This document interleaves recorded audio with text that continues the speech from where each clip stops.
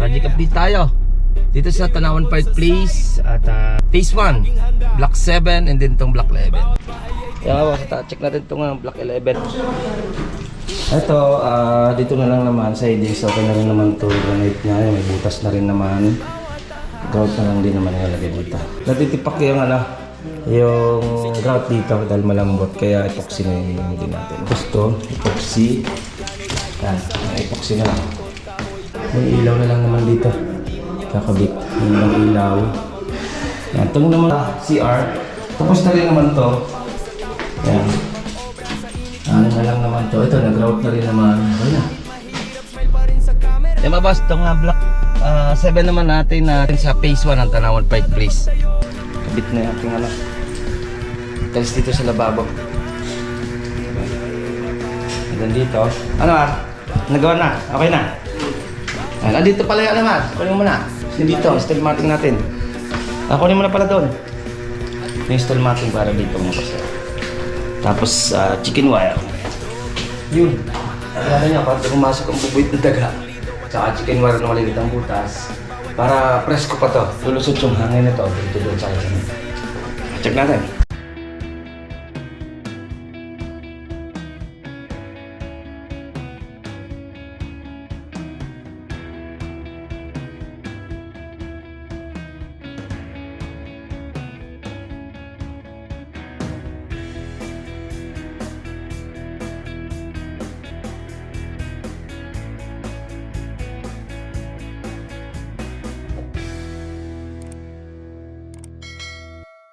Yan mga boss, at good morning.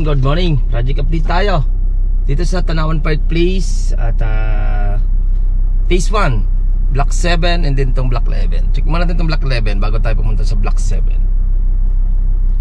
Yung interior natin, check natin hindi pa nadating yung materials namin na yung order ni sir sa Welcon yata in order yun. Yung granite na kulang namin dyan, and then yung mga breaker, switch, outlet. Yan, yung hinihintay na lang namin dito sa Block 11. And then mamaya check natin yung Block 7 naman. Okay, let's go. Yan nga boss, check natin itong Block 11. Yan dito.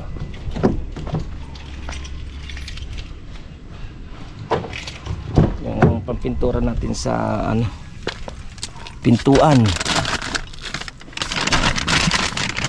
Pintuan na boysen na nabili natin.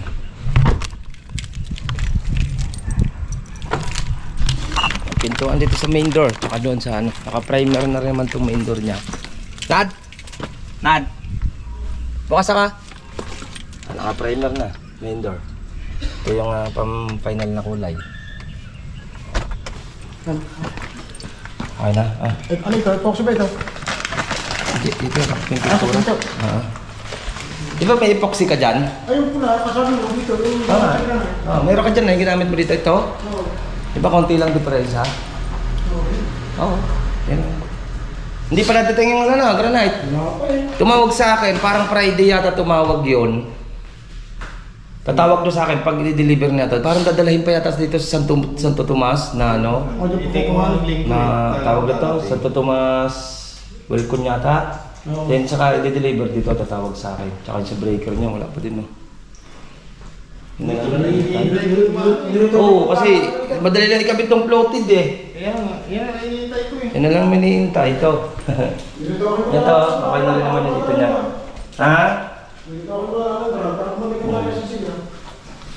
Dito naman yung gagawin laundry area ni client. Okay na rin naman ito. Yung granite na lang naman yung nabili na rin naman ni client yung granite.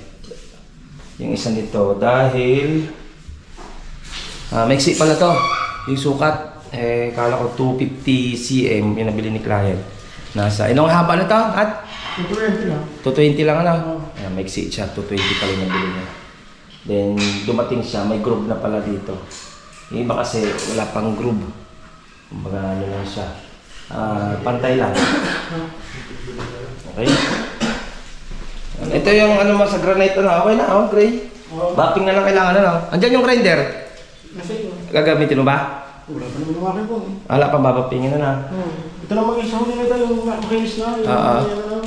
Yan, ginagrout Ito, na rin. dito naman ito na ko dyan. Gumanda ka. Okay na rin ta. Check natin mga boss. Ayan na. Ito naman ay ginagrout na lang naman ito mga boss. Gamitin natin ng epoxy kasi natitipak yung yung grout dito dahil malambot. Kaya epoxy na yung gamitin natin. Tapos dito, okay na rin naman tayo dito. Ito hindi pa naman ito pinarenovate ni client. Natin na rin naman to. Yung mayroong damage dito, pinalitan muna natin ng tiles na puti. Wala kasi makakuha ng ganitong kulay. Ito, isusunod naman itong re-renovate ni client. Pag-iipunan pa ni client. Ano, malinis na. Yung CR sa ground floor. Pero yung CR niya sa taas, tapos na. Ito yung ano niya. Check natin. Yelo pala to. Parang yellow yun, hindi? Oo. Ayun mo lang yan. Ayan o, parang ganyang kulay o. Ito magiging gano'n. Ito may sinad kong picture, kaya na, konting depresya. Ito, dito na lang naman, sidings, okay na rin naman to, granite niya, may butas na rin naman. Grout na lang din naman nilalagay dito. I-grout mo na lang ng gray to, not manipis. Gray na lang, para di pasukan ng tubig. Ay, ito. Tapos to, puti lang to. Oh, sige. Parang ganito rin. Parang maganda. Eh, yung kilikili lang. Kasi puti lang naman yung grout niyan. Gigray ng oxy. Tapos dito naman, kulayan na rin naman itong pinto. Tinanggal na namin yung dati nitong kulay, kaya makita nyo makinis na. Tinanggal na yung pinintura niya, natanggal naman lahat eh. Tapos to, epoxy. Yan, may epoxy na lang. Yan, pag natuyo, pwede mo liyahin. Okay naman ako. Oo. Ito, gray itong nandito. Tanggalin mo to. Kailan pa to? Yan ang una ko nilagay. Kailan pa ta? Ayaw, tanggalin mo. Yan dito, alis tapos na rin naman kami. May ilaw na lang naman dito. Kakabit. Yung lang ilaw. Yan, itong naman CR. Tapos na rin naman to. Yan. Ano na lang naman to. Ito, nag-grout na rin naman. Okay na. Malinis na siya. Yung mga outlet na lang naman kailangan namin dito, switch. Na may hating coil din naman. Napalitan na namin yan. Yung linya niyan. Dito, okay na rin naman. Halos tapos na tayo dito. Map na lang. Vacuum. Ilinisin na lang muna. Hinihintay na lang namin yung granite. Yung mga switch, outlet, yung ibang ilaw. Yun na lang ang hinihintay namin. Okay. Ito yung project natin Black 11 mga boss. Ayan o. Kalawang pipe please. Phase 1. Yan mga boss, itong Black 7 naman natin. Check naman natin to. Dito rin sa phase 1 ng Tanawan Pike please. Check natin itong ano natin.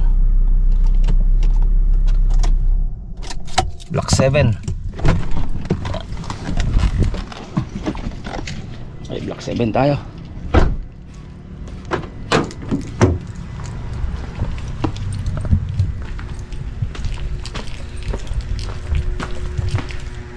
Black 7. Yan, tapos na yung ating lababo pala. Kabit na yung ating tiles dito sa lababo. Hanggang dito. Ano nagawa na? Okay na? Yan, andito pala yan naman. Kunin mo na. Dito, steel matting natin. Kunin mo na pala doon. Yung steel matting para dito mga basta. Tapos chicken wire. Yun. Alala nyo, para pumasok ang bubuit ng daga. Tsaka chicken wire na malilit ang butas. Para presko pa to. Lulusot yung hangin na to. Dito doon sa isa. Check natin. Yan ito yung Black 7. Kabit na yung ilaw. Nagtaas-taas na rin yung ilaw niya. Ayan, tumaas-taas yung ilaw. Yung una, mababa. Matataas si client eh. Parang kulang-kulang 6-footer. Ayan. Then ito naman, inintay na lang naman natin to. At yun na nakabit yung. May floated pa kasi ito eh, part na yan. Ito pa yung floated niya. And then itong bungol na to, may floated din to. Okay. Ayan, ito yung kitchen niya dito. Pero pintura na lang. Ayan. Ito, 60 by 120.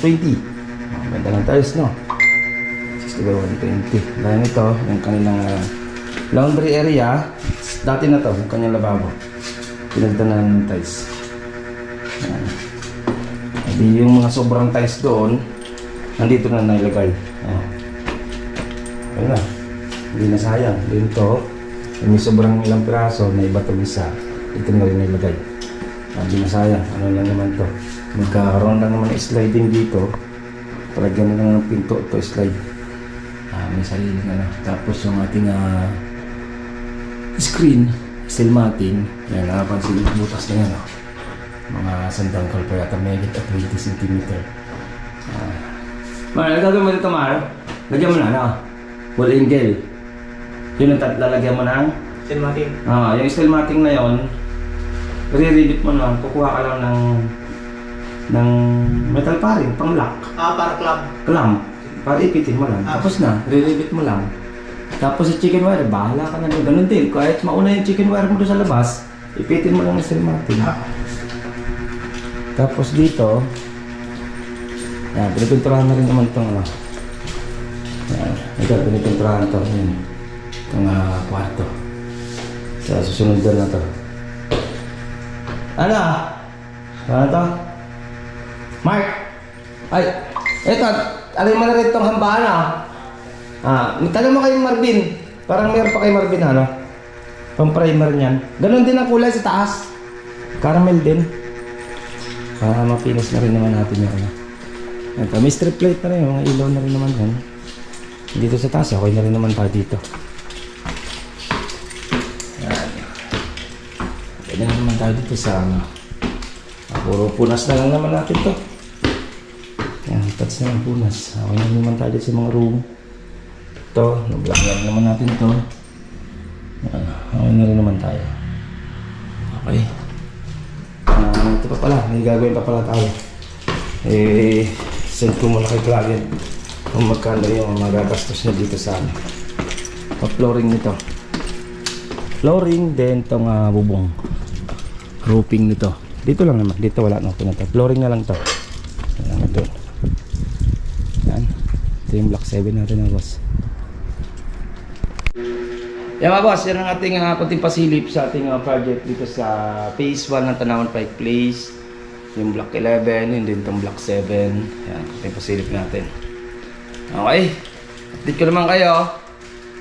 Carmel Ray, Centrina, Amaya, by bukas natin upload. Ingat-ingat tayo mga boss. Bye. Ito pong J. Uragon Vlog, napakaganda po ng channel na ito, no? Tungkol po ito sa construction. Actual construction po ang channel na ito, no? Pag pinanood nyo po ito, panalo po kayo sa channel na ito. Napakaganda po ng mga video niya. Lalo na pong magaganda, no, yung mga iba't ibang design niya. Kakaiba po yung mga iba't ibang design niya sa mga kisame. Subukan nyo pong panoorin J. Uragon Vlog na ito. Matutuwa po kayo pag pinanood nyo po yung mga video niya. Maraming salamat po.